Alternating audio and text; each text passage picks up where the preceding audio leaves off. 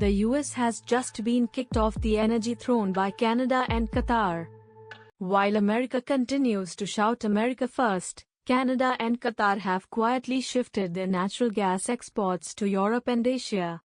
The result? Gas prices are soaring, and the US energy industry is declining. Now, the US is left with only the shell of its former power. Let's take a moment to think about an energy revolution no one saw coming. Qatar and Canada, two countries rarely mentioned as global energy leaders, are boldly challenging the US. Canada is now serious about large natural gas export projects, while Qatar has signed long-term contracts worth billions of dollars with European countries. Meanwhile, the US can only sit back and watch gas prices climb, draining Americans' wallets by the day. Once the energy giant of the world, the US is now at risk of falling behind in the global energy race. These billion-dollar deals could force the US to face an unbelievable reality. One day, we might have to buy natural gas from Qatar and Canada. When it comes to global energy strategy, Canada and Qatar are playing the right game. They're not just extracting resources, they're building perfect supply chains and strategic alliances. They know how to get major countries like Germany, Italy, and the Netherlands to bypass the US and sign massive gas deals. Meanwhile, the US is fumbling with tariffs and domestic production theories, missing out while smaller nations strike billion-dollar partnerships. Behind these successful deals lies something the US cannot seem to find: a long-term collaboration strategy. The US, a country that can't even agree on its own strengths, is struggling while energy giants move decisively to capture market share. Imagine, while Americans are paying up to $6 per gallon for gas, Canada and Qatar are securing billion-dollar contracts with global partners. Are we missing opportunities? In 2017, Trump thought imposing tariffs on Canadian gas was a smart move. But the outcome? Canada and Qatar realized they didn't have to rely on the US and swiftly turned to buyers willing to pay more. Now the US is dealing with the aftermath of its tariff policies, skyrocketing gas prices and the loss of 40,000 energy jobs. States like Texas and Louisiana, once strongholds of energy production and Trump support, are suffering the most. The US missed its chance and may soon have to sell off its resources while others capitalize. Can Trump realize his mistakes before Qatar and Canada dominate the market? Qatar is no longer a minor player. They are increasing gas production to 110 million tons per year and signing massive long-term contracts with European countries. Canada hasn't missed its opportunity either. The LNG project in British Columbia is booming, and gas exports to Europe and Japan are rapidly increasing. As a result, these countries are not only securing their energy supplies but also creating thousands of jobs and boosting their economies. Meanwhile, the US is watching, asking, how can we catch up? We have the resources, the technology, and the potential, yet we face sky-high shale gas extraction costs. It feels like we are mining gold instead of gas. Sadly, the US chose tariffs over investing in advanced technology. While Qatar and Canada grow stronger every day, the US remains stagnant, waiting for some miracle reform without changing its flawed strategies. What can the US do now? Perhaps just wait until we run out of gas. Meanwhile, OPEC has shaken the global energy scene. Their bold move is sending shockwaves across the world, putting the US oil industry on the brink of collapse. Oil prices are fluctuating, production is being cut, and the global economy is feeling the pressure. Could this spell the end of US dominance in the energy sector? OPEC has decided to cut oil production, a strategic move that pushes prices higher and places the US in a tough spot. For years, OPEC has controlled oil prices by adjusting production levels, but this latest cut seems aimed at protecting the interests of major oil-producing nations. not just balancing supply and demand. As oil prices rise, production and transportation costs increase, leading to higher prices for goods and worsening inflation. Businesses and consumers across the US are already feeling the pinch, and some experts warn that if this trend continues, a global economic recession could be looming. So how will the US respond? Under pressure, the US is boosting shale oil production. In December 2024, US oil production hit a record high of 13.49 million barrels per day. The government is pushing to reduce dependence on foreign oil by tapping into massive shale reserves. But there are major obstacles. Shale oil is much more expensive to extract than conventional oil. If prices fall, shale operations could quickly become unprofitable. Adding to the challenge, many major financial institutions are cutting back on investments in fossil fuels and moving toward clean energy initiatives. Environmental regulations are tightening too, with ESG, environmental, social, and governance standards making it harder for oil companies to secure funding. If OPEC continues to limit supply and drive prices higher, can the US maintain shale oil production at a competitive level? Beyond OPEC, the electric vehicle revolution is putting even more pressure on the oil industry. By 2025, global EV sales are expected to surpass 20 million units. Many countries are setting aggressive targets to phase out gasoline-powered cars. Government incentives and subsidies are pushing consumers toward electric vehicles faster than ever. This shift threatens to drive down gasoline demand and, in turn, lower oil prices even further. Major oil companies will need to restructure and find new strategies to survive this evolving energy landscape. If shale oil production becomes unprofitable, the US may be forced to rely more on renewable energy or imported fuel. But the problem doesn't stop there. The US faces inflation risks and a looming economic recession. High oil prices, production volatility, and the rapid shift to clean energy are putting the US economy in danger. Rising oil prices drive up transportation, production, and electricity costs, making everything more expensive. In an effort to stabilize prices, the US has been selling from its strategic petroleum reserve, but that reserve isn't limitless. If oil prices continue to rise, the Federal Reserve may have to hike interest rates to control inflation. However, higher rates could choke off investments, weaken economic growth, and trigger a deep recession. What will America do next? Stay tuned, because the next revelations might shock you. Donald Trump is now threatening the US legal system. Law firms are being silenced.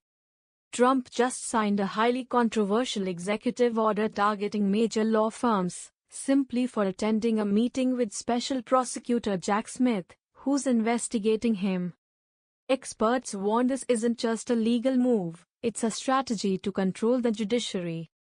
Trump's real goal? Make law firms too afraid to take cases against him.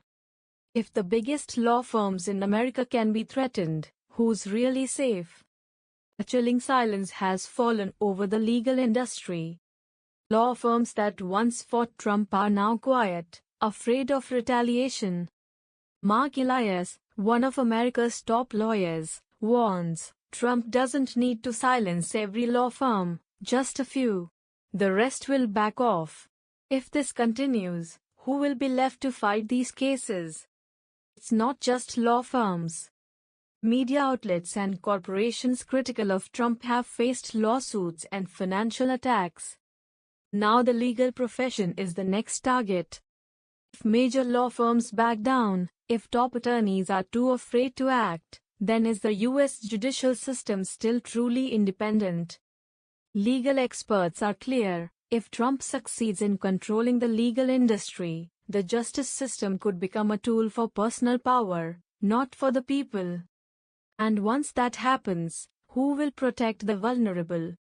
This isn't just about one executive order, it's a test of how much control Trump can exert over America's legal backbone. Judges, prosecutors, even witnesses, could all face political pressure and fear retaliation. The very foundation of American democracy is under threat. We've seen this play out before. Trump has previously attacked judges, pressured the Department of Justice, and targeted prosecutors investigating him. Now, it's the private law firms under siege. If Trump forces them into submission, who's next? While many firms stay silent, Mark Elias refuses to back down. His firm, Democracy Docket, continues to fight critical election law battles. But can one law firm stand against a political machine? If others stay silent, the justice system loses its strongest defenders, and silence could reshape the future of American law. Meanwhile, on the economic front, a $9 billion program and $28 billion in farmer relief haven't solved the deeper problems. Everything is spiraling out of control, and once again, it's the American people who bear the cost. Harvard University, for example, faced brutal pressure from Trump. He demanded they change admissions policies, dismantle diversity programs, and even monitor political views on campus. When Harvard resisted, Trump threatened to pull $2.2 billion in funding and revoke their tax-exempt status, even though the lawyers defending Harvard include Republicans and Trump appointees. It's a battle for power, and even the most prestigious institutions aren't immune. And what about the farmers Trump called heroes during his trade war with China? The truth is, they got crushed. Trump's trade war devastated American agriculture, forcing a $28 billion taxpayer-funded bailout. Trump's rhetoric may have been strong, but his policies left farmers worse off. It's like two drivers in a car, one crashes into a wall and blames the other. The economic damage goes deeper. According to the New York Federal Reserve, business outlooks are at their worst since 2001. The Business Conditions Index in April 2025 dropped to -8.1, signaling a sharp decline. And let's be honest, this didn't happen overnight. Trump's policies, from trade wars to executive orders that paralyzed Congress, laid the groundwork for today's economic mess. The 30-year mortgage rate is now 7.5%, crushing potential homebuyers. And after Trump threatened to annex Canada, Canadian shipments to the US dropped sharply, hitting supply chains hard. Despite promises to cut spending, Trump's administration actually increased it. He signed fewer bills into law than any modern president, relying on executive orders that created instability rather than growth. Sustainable economic policies were abandoned for political theatrics, and it's the American public paying the price. Trump's latest speech before Congress turned politics into pure entertainment. From the start, he attacked Democrats for not applauding his achievements, claiming, "Even if I cured cancer, they wouldn't clap." Republicans cheered, Democrats sat stone-faced. But here's the reality. Many of Trump's so-called achievements are either exaggerated or broken promises. When Trump blamed Biden for high inflation and rising costs, he left out key facts. Inflation has dropped from a 9.1% peak in 2022 to about 3.1% today, according to the U.S. Department of Labor. High prices are largely due to global supply chain disruptions, the Ukraine war, and corporate pricing, not simply democratic policies. In a shocking move, Trump announced that Elon Musk would head a new agency called the Department of Efficiency. Republicans gave Musk a standing ovation. Democrats remained silent. But if Musk brings his Twitter playbook, where he cut 80% of employees, to the federal government, it could mean massive job losses. For Trump supporters, that's seen as streamlining. For government workers, it's a nightmare. Trump also promised to eliminate DEI, diversity, equity, and inclusion programs, declaring, "America will no longer be woke." This could strip millions of students and employees of opportunities designed to level the playing field, and it risks alienating corporate America, which largely supports DEI initiatives. And in a final bombastic claim, Trump declared himself the most successful president of all time, ranking himself above even George Washington. Reality check: Trump faced 2 impeachments, presided over one of the worst economic downturns during COVID-19, failed to repeal Obamacare, ignited a disastrous trade war, and ended his presidency amidst insurrection and multiple felony charges. Even now, Trump remains the first former president to face 91 criminal charges across multiple cases. This isn't just politics anymore. It's a battle for the soul of America, and the consequences could shape the future for generations. But while America teeters on the edge, Trump's influence grows stronger. His strategy is clear: create chaos, then present himself as the only solution. Supporters see him as a fighter, a man willing to break every rule to save the country. But critics warn, breaking the rules doesn't save democracy, it destroys it. Across the nation, trust in institutions is crumbling. Faith in the Supreme Court, Congress, even the electoral process, has fallen to historic lows.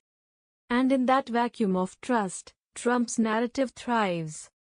Meanwhile, foreign adversaries watch eagerly.